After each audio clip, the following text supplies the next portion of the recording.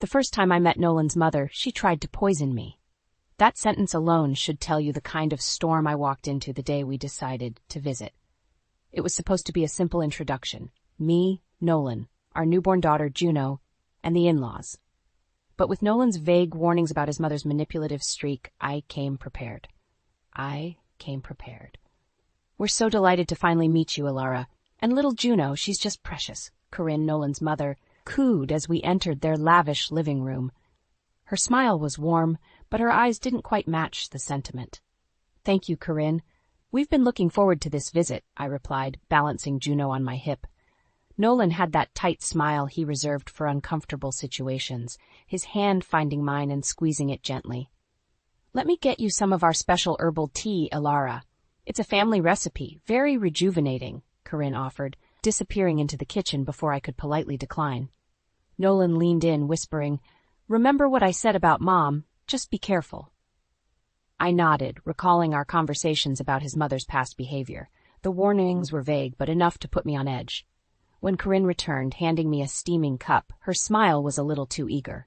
Here you go, dear. Drink up. Politeness dictated I at least pretend to sip, but caution won over. I had slipped a test strip into my purse for such an occasion, a precaution that now seemed eerily prescient. As Corinne and Nolan chatted, I dipped the strip into the tea when no one was looking. The change in color was immediate and damning. Nolan, I said, my voice steady despite the adrenaline. Your mother just tried to poison me.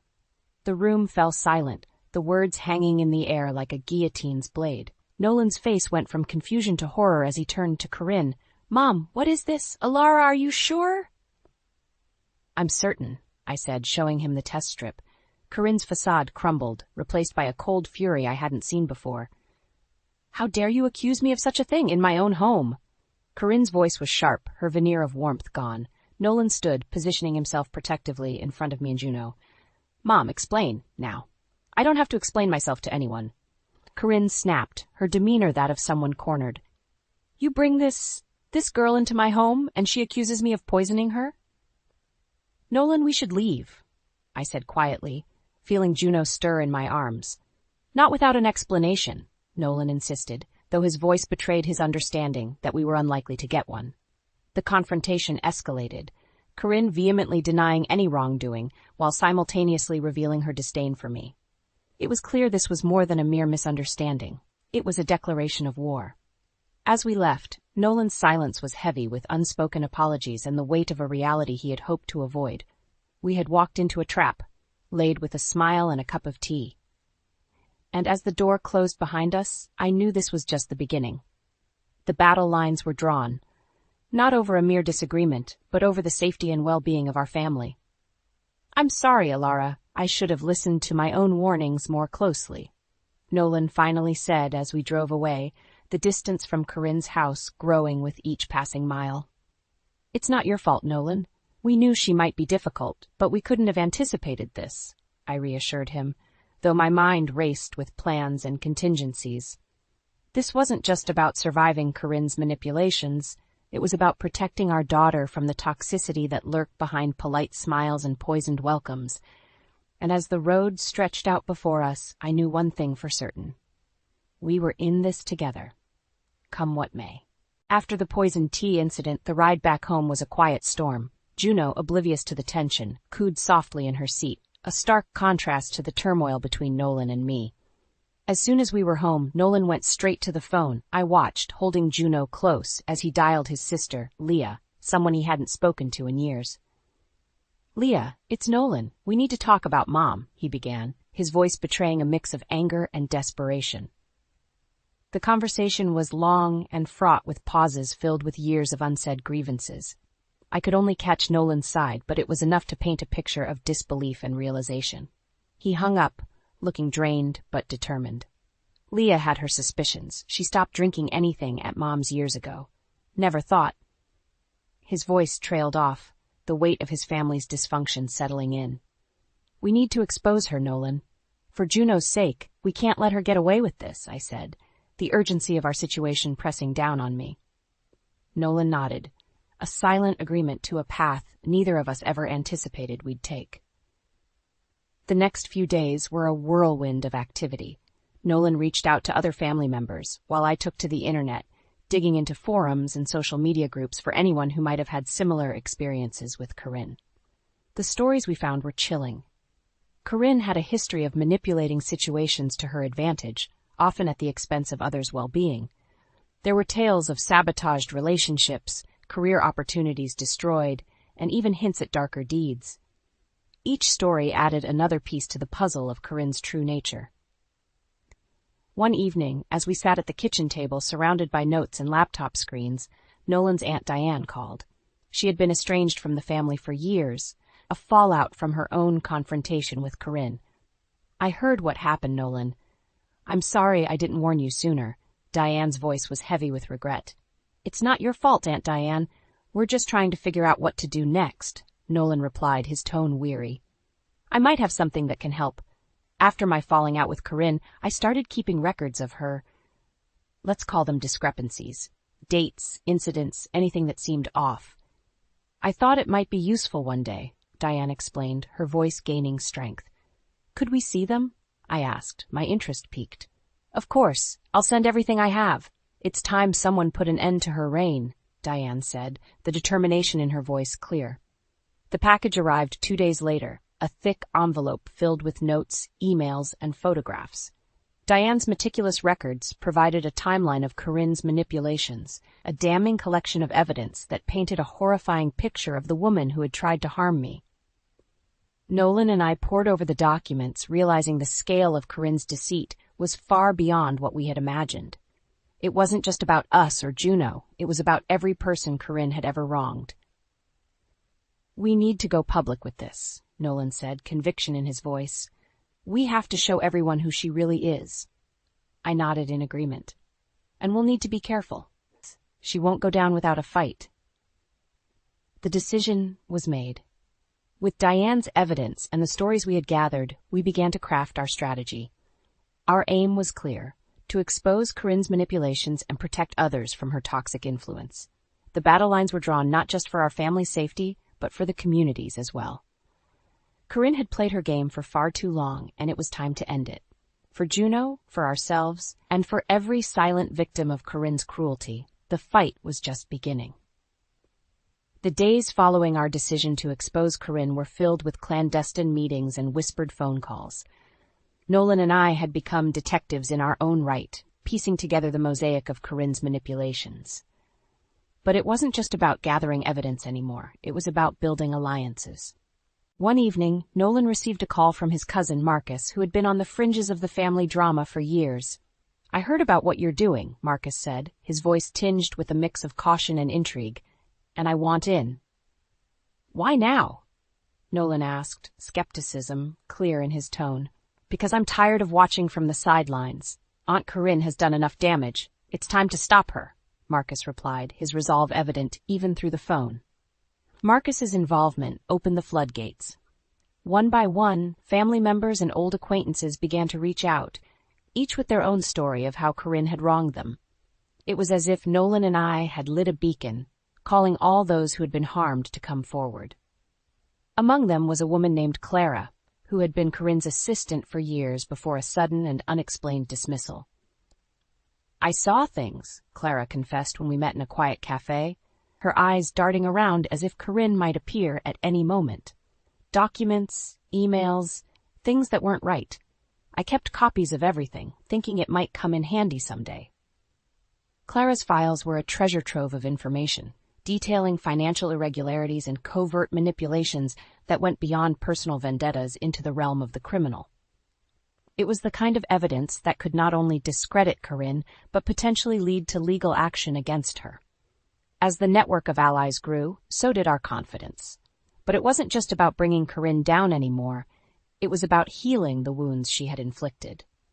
Each person who came forward shared not just their grievances, but their hopes for resolution and peace. The plan to expose Corinne began to take shape. We decided on a community meeting, but at a forum where those affected could speak openly about their experiences. The event would be advertised as a discussion on community wellness, a guise that would prevent Corinne from suspecting our true intentions until it was too late. The night before the meeting, Nolan and I sat with Juno between us, going over our final preparations. "Do you think we're ready?" I asked, seeking reassurance in Nolan's steady gaze. "We're as ready as we'll ever be," he replied, squeezing my hand. "We're doing this for the right reasons. For Juno, for the family, for everyone Corinne has ever hurt. No matter what happens, we're doing the right thing." The day of the meeting, the community center was buzzing with an undercurrent of tension and anticipation. As people began to fill the room, I recognized faces from our conversations, each one carrying a story of resilience and hope. When Corinne arrived, escorted by a few loyalists unaware of the evening's true purpose, the room fell into an uneasy silence. She took a seat at the front, her confidence unshaken, a smirk playing at the corner of her mouth as if she already knew she would emerge victorious. The meeting began with general discussions on community issues, but it wasn't long before the conversation turned, as planned, to the topic of manipulation and deceit within our own ranks. One by one, individuals stood up to share their stories, their voices steady but charged with emotion. With each testimony, Corinne's facade began to crack, her confident demeanor giving way to a growing realization of her impending downfall. As I stood to share our story, Nolan by my side, I looked out at the sea of faces before us. This was more than just a confrontation. It was a declaration of our collective strength against the tyranny of one. Tonight, we stand together not just to expose the deceit and manipulation that has plagued our community, I began, my voice echoing through the room, but to reclaim our dignity, our unity, and our hope for a better future. This is our moment of truth. The room erupted into applause, a sound that marked not the end, but the beginning of our journey toward healing and justice. The aftermath of the community meeting was a whirlwind of emotions and actions. Our collective voice had been heard, but the real battle, we knew, was just beginning. Corinne, cornered and furious, left the meeting with a stormy expression, promising retribution with her eyes. That night, Nolan and I sat in our living room, Juno asleep in her crib, preparing for the next phase of our plan. "We need to be careful," Nolan said, his brow furrowed as he scrolled through a barrage of messages on his phone. "She's going to come after us with everything she's got." I nodded, feeling the weight of our decision. "We need to be smarter. We've got the community behind us now. It's time to use that momentum." The following days were a test of our resolve. Corinne, true to form, began a smear campaign, attempting to discredit those who had spoken out against her. But the tide had turned. For every lie she spread, there was a counterwave of support for us and our allies. It was during this time that we learned of a town hall meeting scheduled to discuss the recent disturbances in the community.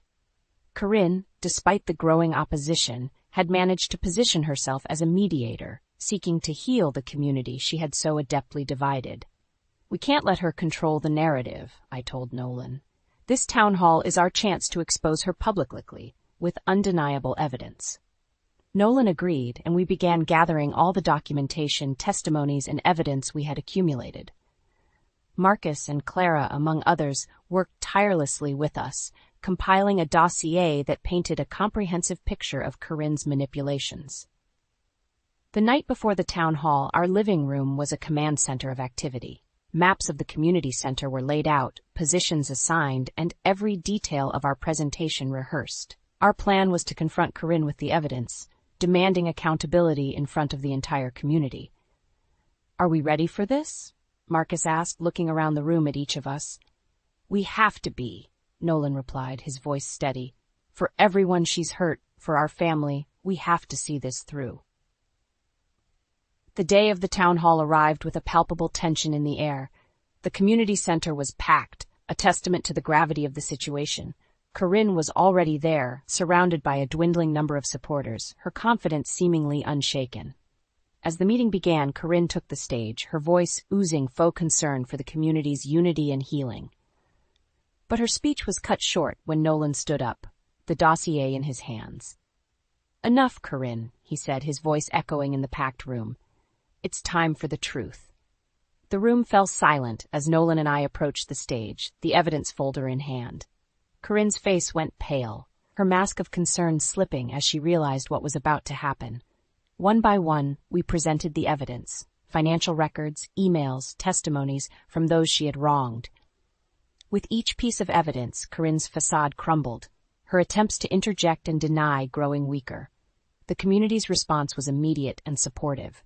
As we laid bare Corinne's manipulations, there were gasps, murmurs of disbelief, and then, as we concluded, a standing ovation. It wasn't just a victory for us, but for the entire community, a collective sigh of relief and a step toward healing. Corinne, defeated and exposed, left the stage amidst a chorus of boos and shouts. The battle was won, but we knew the war was far from over. Still, standing there among our allies, feeling the support of the community around us, we knew we had turned a crucial corner. Together we had faced down a tyrant and emerged stronger, united by our shared struggle for justice and integrity. The days following the town hall were a mix of relief and vigilance. Corinne had been publicly exposed, her manipulations laid bare for all to see. Yet we knew the battle was far from over. Corinne was wounded, but not defeated, and her capacity for revenge was a well we knew ran deep. The community's support was overwhelming. People we barely knew came forward with offers of help and words of encouragement. It was as if Corinne's exposure had not just vindicated those she had wronged, but had also liberated a community from her grip of fear. Yet in the midst of this newfound unity, the question of what Corinne would do next lingered like a shadow. It wasn't long before we had our answer. 2 weeks after the town hall, Nolan received a legal notice. Corinne was suing us for defamation, a move as bold as it was desperate. The lawsuit was baseless, a fact clear to anyone who had witnessed her public downfall. But it was her message to us. She was not going down without a fight. "We'll fight this," Nolan said, his jaw set as he read over the notice again. "We have the truth on our side. And we have the community," I added, feeling a surge of determination. This lawsuit was not just an attack on us, but on everyone who had stood up to Corinne. The legal battle that ensued was grueling. Corinne's tactics were as underhanded in the courtroom as they had been in her personal dealings. But for every move she made, we countered with the solid foundation of truth and evidence we had built. During this time, our allies proved invaluable. Testimonies from those Corinne had wronged painted a damning picture of her character and actions. Clara's documentation became a cornerstone of our defense, her meticulous records irrefutable in the face of Corinne's lies. The turning point came when Marcus took the stand. He recounted not just his personal experiences with Corinne, but also revealed a series of emails that exposed her attempts to manipulate the lawsuit in her favor. The courtroom was silent as the gravity of his testimony sank in, the evidence of her malice clear and undeniable. In the end, the judge dismissed Corinne's lawsuit, citing overwhelming evidence of her misconduct. The victory was more than legal. It was moral, a vindication of our fight for justice. But our celebration was short-lived. Within days of the lawsuit's dismissal, Corinne's house was put up for sale. Rumors swirled that she was leaving town, her reputation in ruins, and her power over the community shattered. The news of her departure was met with a mix of relief and reflection. The harm she had caused was deep, but so was the resilience she had unknowingly fostered among those she had sought to control. On the day of Corinne's departure, the community organized a gathering, not to celebrate her leaving, but to affirm the unity and strength we had discovered in ourselves. It was a moment of closure, a chance to look forward to a future free from her influence. As Nolan and I stood among our friends and neighbors, I realized the true extent of what we had achieved. We had not just exposed one woman's deceit. We had reclaimed our community, our sense of trust, and our hope for a better tomorrow. "Our fight was never just about Corinne," Nolan said, his voice filled with emotion as he addressed the gathering. "It was about all of us, about standing up for what's right and protecting each other. We've shown that, together, we can overcome even the darkest of manipulations." The applause that followed was not just for Nolan's words, but for the journey we had all undertaken. As I looked around at the faces in the crowd, I saw not just the end of Corinne's reign, but the beginning of something new and hopeful. In the end, Corinne's attempt to destroy us had only made us stronger, a testament to the power of unity and the indomitable spirit of a community that refused to be broken. Corinne's departure from the community marked a turning point, but not an end to our troubles. The peace we had fought so hard to achieve was fragile, and we soon learned that Corinne's influence reached further than we had imagined. A month had passed since the lawsuit was dismissed when the first signs of Corinne's retaliation emerged. It started subtly, a whisper campaign aimed at undermining the businesses of those who had stood against her. Then, more overtly, legal challenges began to surface against community projects we knew Corinne had once opposed. "It's her," Nolan said one evening, frustration evident in his voice as he looked over a series of legal notices that had been delivered to various community members. "She's behind this, I'm sure of it." The realization that Corinne was still orchestrating attacks from afar was a bitter pill to swallow. Our initial victory felt suddenly hollow, overshadowed by the ongoing battles we faced. But surrender was not in our nature. "We beat her once, we'll do it again," I declared, my resolve hardening. This was not just about defending our victories, but protecting the very fabric of our community. Our first step was to trace the legal challenges back to their source. With the help of Clara, who had become our unofficial investigator, we discovered a pattern. All the challenges were being funded through a web of shell companies, but the strategy bore the unmistakable hallmark of Corinne's manipulation. Armed with this information, we organized a community meeting, much like the one that had marked the beginning of our fight against Corinne. The turnout was massive, a testament to the solidarity that had grown among us. "We're facing a new kind of challenge," Nolan addressed the crowd, his voice steady and strong. "But we're not just a community, we're a family, and we protect our own." The meeting was a rallying point, a collective commitment to stand against Corinne's shadowy attempts to disrupt our lives. Legal defense funds were set up, and a network of support for affected businesses was established. We were more than just neighbors, we were allies in a shared struggle. But Corinne's retaliation took a more personal turn when rumors began to circulate about Nolan and me. Lies about our marriage, our finances, even our fitness as parents were spread, each more malicious than the last. It was an attack designed to isolate us, to erode the support we had worked so hard to build. But Corinne had underestimated the strength of the bonds within our community. Instead of turning away, our friends and neighbors rallied around us, offering their support and denouncing the rumors for what they were, baseless attempts to harm us. One evening, as we sat with a group of our closest allies, planning our next steps, Leah, Nolan's sister, spoke up. "She's trying to break us apart, but she's only making us stronger. We need to show her that her tactics won't work. Not here." Leah was right. Our response to Corinne's attacks needed to be more than just defensive. We needed to reclaim the narrative, to show that we were united in the face of her attempts to divide us. In the weeks that followed, we launched a series of community initiatives aimed at strengthening our bonds and supporting those who had been targeted by Corinne's actions. Fundraisers, community service projects, and public forums turned her attempts to sow discord into opportunities for unity and growth. As we worked to counteract Corinne's influence, I realized that this fight was not just about defeating an adversary. It was about affirming our values, about building a community where manipulation and deceit had no place. The battle was far from over, but with each step we took together, we were sending a clear message. We were stronger than Corinne's malice, and we would not be broken. The escalation of Corinne's attacks brought us to a crucial juncture. It was clear that simply defending against her maneuvers was not enough. We needed to take decisive action to end her influence once and for all. The challenge was formidable, but the stakes, our family's well-being, and the harmony of our community were too high to ignore. Nolan and I, alongside our closest allies, gathered one evening to strategize our next move. The atmosphere was charged with a mix of determination and the weight of the task ahead. "We need to find her Achilles' heel," Nolan said, breaking the silence. "There has to be something we can use to stop her for good." The room buzzed with suggestions, but it was Clara who brought the breakthrough. "What about the shell companies? If we can prove she's behind them, it could be enough to bring legal action against her." Her suggestion sparked a flurry of activity. We divided tasks, some of us digging deeper into the financial trails, while others reached out to legal experts to understand our options. The breakthrough came sooner than we expected.